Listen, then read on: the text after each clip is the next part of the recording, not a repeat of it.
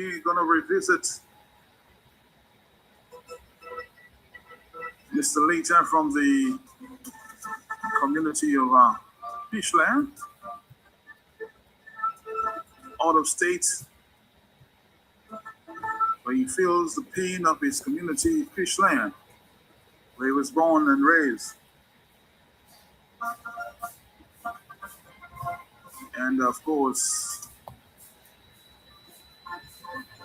I did find out, given my investigations, that he had written to the Prime Minister speaking of this same area,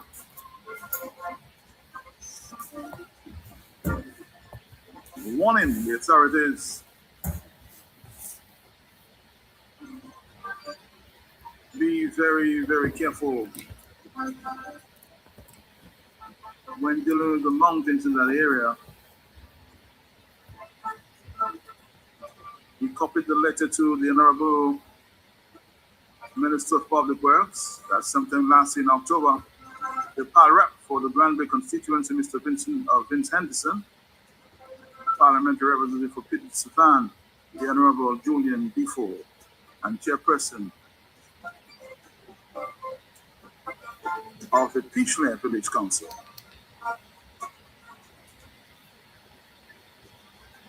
So you can conclude that he, for one,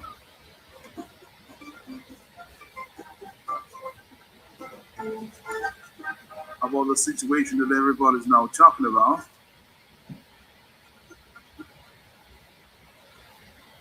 because we seem to have shifted focus from Dave Wash, where Mr. Nasir Fountain is still standing.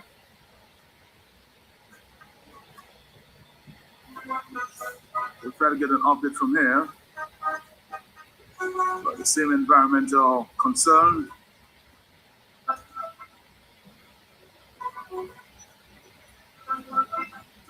And somebody indicated to me that since Nasir started standing, the rain is falling. Is that a sign there?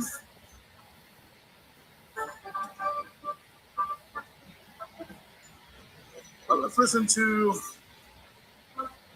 a conversation I had with Mr. Letang, who is now overseas, out of state, wishing he was in Dominica to be with his people there in Pichelin.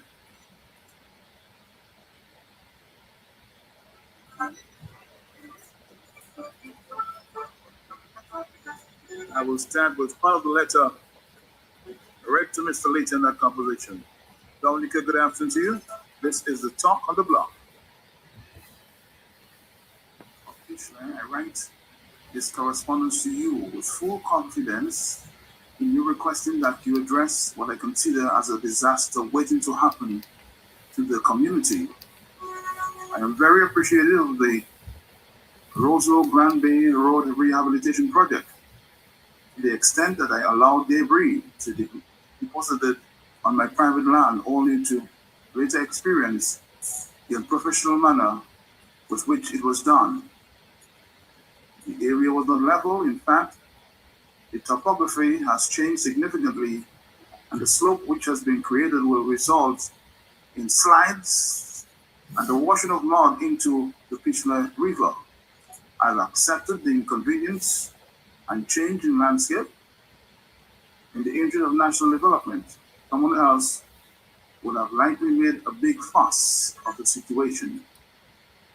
Of greater concern to me is the fact that the contractor continues to deposit huge boulders into the Pichelin River from the south. In some areas, water is not visible, and in my view, lives and properties in Pichelin are at risk. So I'm just reading a part of the letter that was written to the Prime Minister by Mr. Letang. I have Mr. Letang, he's out of state, but I found him on the telephone. Mr. Letang, good morning to you. How are you doing, sir? My good morning to you, good morning to Dominicans, and especially to my people of the village of Pichelin. I'm reading for... What's that? I'm doing well, thank you. He's doing well. And that letter was written since last year, Mr. Letang, from what I gather. You know, it's a small world. I am happy. I am happy you got hold of that letter somehow. Well, I'm happy. I'm happy in October. I'm happy I found it, Mr. Letang. Well, actually, you were forewarning the Prime Minister and the authorities, because I see it being copied to the Honorable Prime Minister on the the Minister of Public Works, Parliamentary Representative Grant Davis Anderson, Parliamentary Representative Peter Suvan, Honorable Julian Defoe, Chairperson of the Pichelin Village Council. So you almost sound like a prophet. You saw that coming. Matt, I was born and raised in the village of Pichelin. And the exact spot where the landslide started, that is the place we used to use calabash and collect water to take to my grandmother, who lived higher up in a place called Razad. So that place always had water. When I understood without any, without me giving permission, that some soil and stones and so on was being deposited on my land, I looked at it and I realized they had completely destroyed the area. Slope was created, and there was a possibility that this thing would end up in the river. As a matter of fact, you could see the river below. Then Mr. Packet called me, that's Julian Packet, and asked me whether they could continue to the most of. I said I cannot give that permission unless I go up to the area and see exactly what they're talking about. When I reached, without my permission again, they had already piled a lot of stuff. Now there is nothing I could do. But I was aware of what was happening to the river. So lower below, I remember I walked and Matthew could not see the riverbed at all. That had completely disappeared. All they were doing was, all you could see was big stones in the river. So I said, well, you know something, as a citizen, or as a resident, sorry, I need to do something. So I wrote that letter to the Prime Minister, because I was also aware that during Erica, when all the debris came down, there was a bridge at the build of the community center. And that bridge could not have been more than 15 feet long in length. But they did a separation under the bridge. And I felt that with everything coming down, especially when the river overflows its bank, that would cause problem. And that's exactly what happened.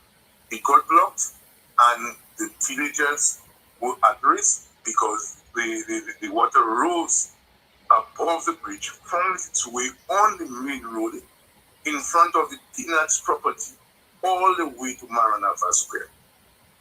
And so nothing was done to correct the situation. When Maria came, the same thing happened. The water built up. As a matter of fact, my own house, which is not far from the river, was only about 10 feet from the river at that time. So much I had concern. So I wrote expressing my concern and asking that something should be done. I met one of the engineers on site. And Matt, I am not an engineer. I'm not a geologist.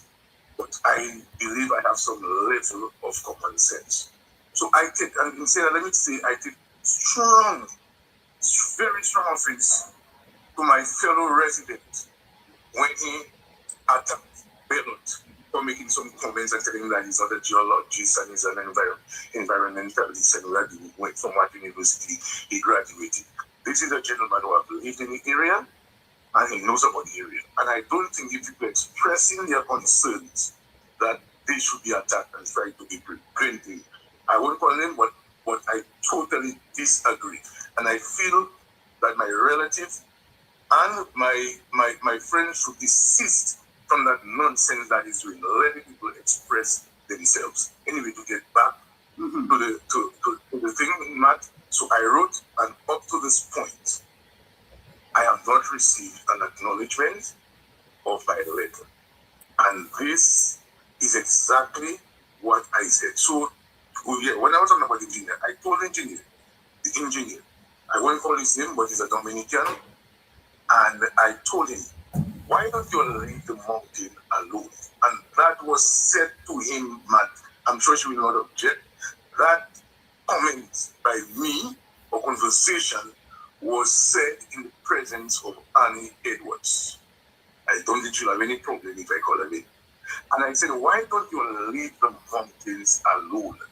Right? Because this is going to eventually come down. Why don't you build a retaining wall below the road? Build a retaining wall below the road. Or even better, use some Gideon baskets, right? Because the Gideon basket will assist in protecting things like crabs and so on and so forth. Build some Gideon baskets. So even if the road narrows in that area a little, you could have signs indicating to drivers that the road is narrowing, how many feet ahead. You could have speed up, and you could also have guardrails on the side. That would be a better thing to do than interfering with that mountain. And Mark is trying to see I went there yesterday. The height, they reach right to the top of that mountain. It's cracking. Right to the top of the mountain. Right up. And then I am not against development, man.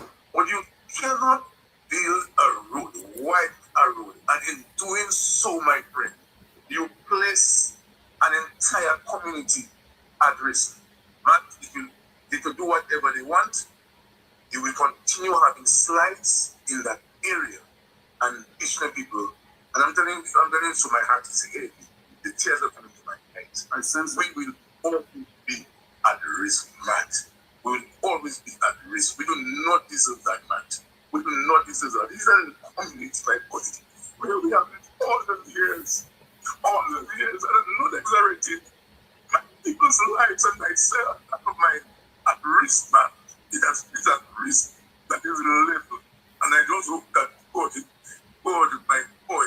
intervene, put her and save that village. All right, Mr. Letang, I feel your pain. Thank you very much, though. Thank you for expressing yourself. I know you're out of state, and I can feel your emotion. Thank you, Mr. Letang. Thank you.